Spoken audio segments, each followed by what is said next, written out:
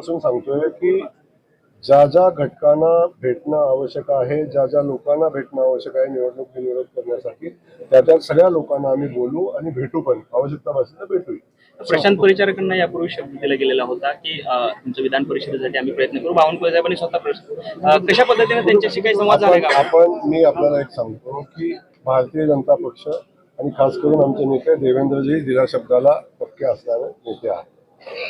जो शब्द कोणाला दिला असेल तो त्याचा ते विचार करतील. आपण चिंता करायचं कारण नाही.